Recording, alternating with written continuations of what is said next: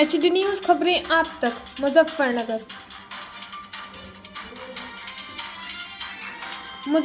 पहुंचे जयंत चौधरी ने अखिलेश पर कसा तंज। मुजफ्फरनगर मीरापुर विधानसभा में होने वाले उपचुनाव की तैयारियों के बीच केंद्रीय मंत्री रालोद अध्यक्ष जयंत चौधरी आज मुजफ्फरनगर पहुंचे हैं, जहां उन्होंने मीरापुर विधानसभा में 4 जगह चुनावी जनसभाएं की। जयंत चौधरी की जनसभा के लिए हजारों की संख्या में उनके समर्थक उन्हें देखने और सुनने पहुंचे। आज बुधवार दोपहर लगभग 3 बजे मीरापुर विधानसभा क्षेत्र के गांव भोकरहेड़ी इंटर कॉलेज में जयंत चौधरी ने एक विशाल जनसभा को संबोधित किया। जनसभा के दौरान मंच से बोलते हुए जयंत चौधरी ने अखिलेश यादव पर तंज कसते हुए कहा कि जिनसे मुकाबला है वह नहीं चाहते थे कि लोगों के वोट गिर पाए। उन्होंने कहा कि गंगा स्नान का मेला आगे हो गया है। पीडीए वाले नहीं चाहते थे कि गांव देहात के लोग के वोट पड़ जाए। वह जानते हैं कि गंगा स्नान में कौन कौन लोग जाते हैं। गांव के साधारण लोग गंगा स्नान में जाते हैं। चुनाव की तारीख आगे बढ़ाए जाने पर अखिलेश यादव ने विरोध क्यों किया?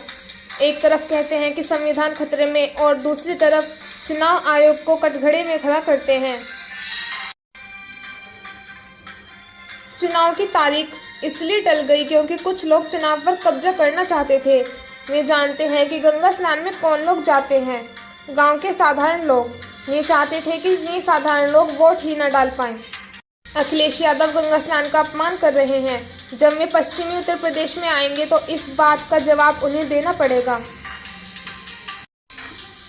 मंच से बोलते हुए जयंत चौधरी ने कहा कि यह उपचुनाव है। जो वैसा चुनाव होता है वह सभी को मालूम होता है। जो सरकार में है उन्होंने क्या काम किया, जो सरकार में आ जाते हैं वह क्या कर रहे हैं। यह ऐसा चुनाव नहीं है। यह चुनाव तो असाधारण चुनाव है। एक तरफ वो सरकार है जो तीर्थ विकास परिषद की बात कर रही है और सामने वाले वह लोग हैं जो कह रहे हैं कि मेले में गांव के लोगों को जाकर नहाने दो, चुपके चुपके पीछे से चुनाव करा लो। यही तो मंशा थी उनकी। आज अखिलेश जी यह कहते हैं क्यों तारीख टल गई चुनाव की। टल इसलिए गई तारीख क्योंकि यहाँ के लोग जिनके लिए कार्तिक गंगा स्नान एक महत्वपूर्ण पर्व है। यहाँ गंगा स्नान हमारी परंपरा और हमारी श्रद्धा का हिस्सा है और हमारी संस्कृति की पहचान है। लेकिन यह लोग चाहते हैं कि लोग गंगा स्नान पर चले जाएं और तुम चुपके से चुनाव पर कब्जा कर लो। यह मंशा उनकी जग जाहिर हो चुकी है। पूरे पश्चिम उत्तर प्रदेश में कार्तिक गंगा स्नान का त्योहार बड़े उत्सव के रूप में मनाया जाता है। चौधरी चरण सिंह तो कई बार गंगा स्नान में जाकर सीधा संवाद भी कर चुके हैं।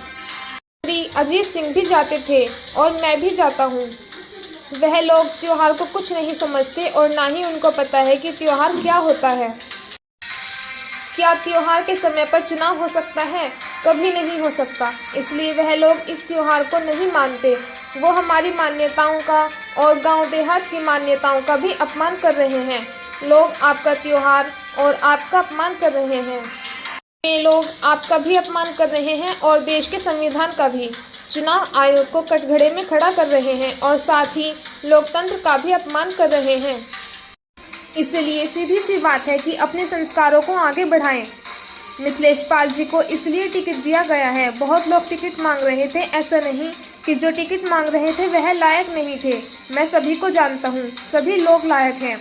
मेरे लिए सबसे कठिन होता है निर्णय लेना जब किसी को टिकट देना हो। चौधरी चरण सिंह जी ने जो काम किया उन सब का सबसे ज्यादा फायदा किन लोगों को हुआ। HD न्यूज चैनल पर किसी भी प्रकार का समाचार व विज्ञापन देने हेतु दिए गए नंबर पर संपर्क करें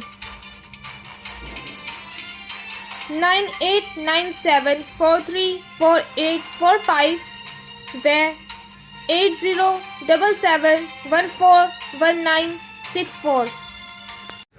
बेलडा से 28, बेलडा से भोकरहेड़ी की सड़क बन रही है। बेलडा से 28। तो सड़कों का जाल भी बेहतर हो और काम नौजवानों के लिए जिस तरह से केंद्र सरकार कर रही है, हमारे बुजुर्ग बैठे हैं वो बता सकते हैं। इससे पहले इतने आपने बार केंद्र बजट को पेश होते देखा हो, क्योंकि देश की नजर रहती है कि देश की वित्त मंत्री क्या संदेश देना चाहते हैं। किस वर्ग के उत्थान की बात सरकार की नीतियों में दिखाई देता है कि कोई विशेष काम होने जा रहा है। ज्योति चरण सिंह कभी उस पद पर बैठे थे, उन्होंने गांवों के विद्युतीकरण के लिए प्रस्ताव दिया, किसान को सीधा लाभ देने के लिए उन्होंने बात कही, और उसके बाद शायद गांव के नौजवानों के लिए इस बार बात जो कही गई, देश के बजट में इससे पहले कभी ITI का जिक्र नहीं होता। मैं 5 साल लोकसभा में सांसद रहा मथुरा क्षेत्र से। अब मैं खुल के कह सकता हूं, मैं भी कभी ITI देखने नहीं गया, ना किसी सरकारी मीटिंग में।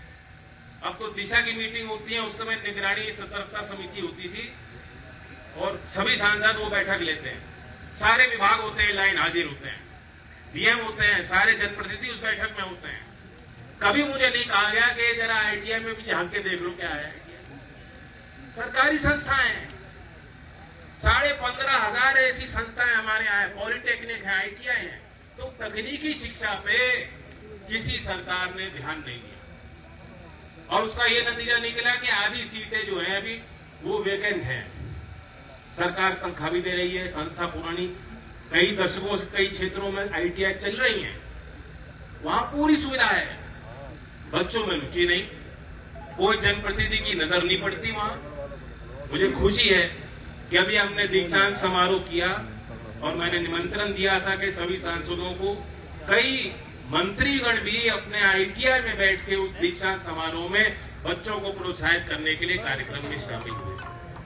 और पहली बार बजट में 60,000 करोड़ की लागत से देश में 1,000 ITI को बेहतर बनाने के लिए, व्यवस्था को सुधारने के लिए 1,000 ITI की बात उन्होंने की। इससे पहले कभी बजट में ITI की बात नहीं हुई। तो अगर प्रधानमंत्री इस बात को बल दे रहे हैं कि युवाओं को प्रशिक्षित करना है और नए उद्योग की बात अब होने लगी है जो यूपी में कभी नहीं होती। सेमीकंडक्टर क्या चीज है? ज्योति अजीत सिंह जी तो इंजीनियर थे, मैंने इंजीनियरिंग नहीं करी, मैंने मास्टर तो फाइनेंस किया। वो शायद समझा सकते थे, मैं तकनीकी तौर पे नहीं समझा पाऊंगा। लेकिन एक नया उद्योग, और अनुमान यह है कि 10 लाख नौकरियां सेमीकंडक्टर स्पेस में भारत में 2026 तक नई नौकरियों का निर्माण होगा।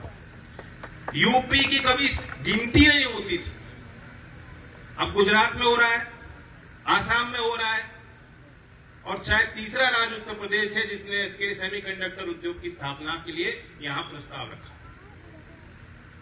तो इस तरह के नए काम भी हमारे नौजवानों को मिले और जो अर्थव्यवस्था में व्यवस्थित क्षेत्र में विस्तार हो, क्योंकि जो व्यवस्थित क्षेत्र में श्रमिक होता है उसको सामाजिक सुरक्षा भी मिलती है। वैसे कोई कारखाने लग रहे हैं, अस्थायी तौर पे कोई श्रमिक है, काम कर रहा है, मजदूरी कर रहा है, उसे आज है कल ना रहे, उसे कोई सुरक्षा नहीं, उसके घर के लिए, पालन पोषण के लिए कोई सुविधा उसको लंबे समय तक नहीं मिल पाती। तो सरकार का ख्याल है कि ज्यादा से ज्यादा काम, कारखाने, कुटीर उद्योग भी वे जो है संगठित क्षेत्र की तरफ उनको लाया जाए, और उसके लिए सुविधा भी सरकार दे रही है। जो employment provident fund organisation EPFO की स्कीम है, कभी बजट में उसका विवरण नहीं हुआ होगा।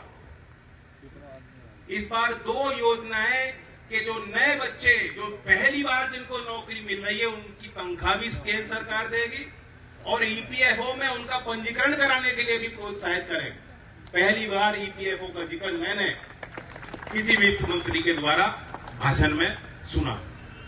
और आखिर क्या बताते हैं लोग, कहते जी रोजगार रोजगार, समस्या है, लेकिन ये भी तो देखो काम कैसे हो रहा है। 2014 में इस EPFO में कितने खाते पंजीकृत थे? 11.8 करोड़, और 2023 में वो आंकड़ा 29.9 करोड़ तक पहुंच चुका है। हिसाब लगाइए, लगभग 3 गुना हमारे देश के श्रमिकों का, जो लोग कार्यरत हैं, जो नौकरी कर रहे हैं, 3 गुना लोगों की जो संख्या बढ़ गई है जिनके खाते EPFO में खुले हैं। जब नौकरी वो छोड़ेंगे तो उनको उससे सुविधा भी दी जाएगी, उनका निवेश हो रहा है, सामाजिक सुरक्षा का ख्याल सरकार ले रही है। तो इसलिए ये हमारे मुद्दे रहे और ये हमारा रिपोर्ट कार्ड मैं यहां पेश करना चाहता हूं।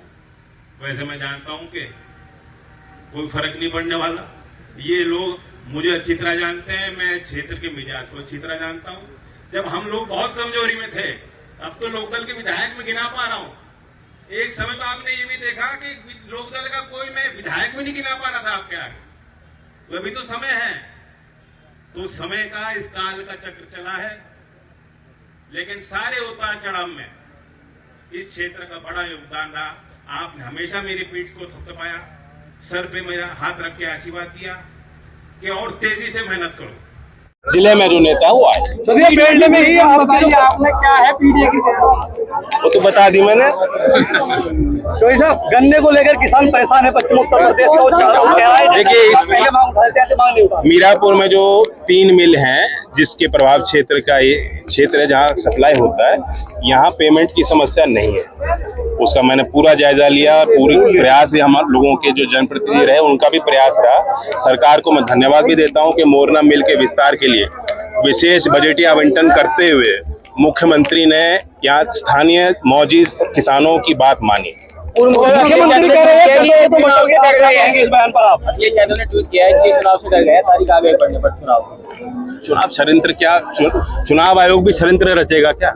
लोकतंत्र में ज्यादा वोट पड़ेंगी तो लोकतंत्र और मजबूत होगा, उनकी जड़ें मजबूत होंगी लोकतंत्र की। लोगों को मौका पूरा मिलना चाहिए। गांव देहात का इतना बड़ा त्योहार है, गंगा स्नान का अपमान अखिलेश जी कर रहे हैं, तो जो पश्चिमी उत्तर प्रदेश में आएंगे उनको इस बात का जवाब भी देना पड़ेगा। मुख्यमंत्री कह रहे हैं कटोगे तो बटोगे, आप क्या कहेंगे? उन्होंने उनकी बात है। चलो भैया, धन्यवाद।